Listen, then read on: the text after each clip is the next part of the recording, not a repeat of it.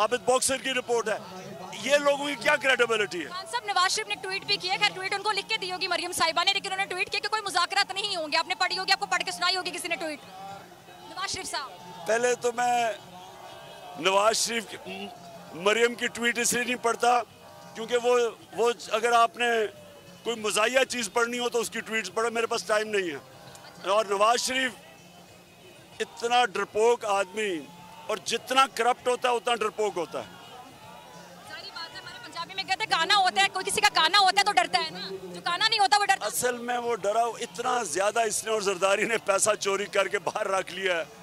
अब पहले पैसा चोरी करने में इन्होंने मुल्क को तबाह किया, अब उस चोरी को बचाने के लिए मुल्क को तबाह कर रहे हैं। खान साहब, एक प्रेस कॉन्फ्रेंस हुई थी बड़ी अहम, फैसल वोडा की प्रेस कॉन्फ्रेंस की बात नहीं करी, दूसरे वाली प्रेस कॉन्फ्रेंस, उसमें मुलाकात नहीं मुलाकातें बोला गया था, मुलाकात का प्लूरल। तो आप इस खबर की तस्दीक करते हैं?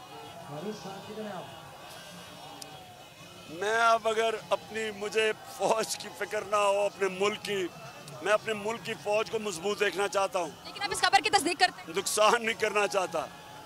लेकिन जितनी स्टूपिड और फूलिश प्रेस कॉन्फ्रेंस वो थी ना, बल्कि इनको अंदर आर्मी की तरफ से टोकना चाहिए कि मैं अगर उसका पूरा जवाब दे दूं, जो मुझे पता है जो हुआ है ये साजिश में, जो शिकार थे उसमें, जो फनकार थे, अगर मैं कहीं उनका नाम ले दूं तो या तो अपने मुल्क को नुकसान पहुंचेगा।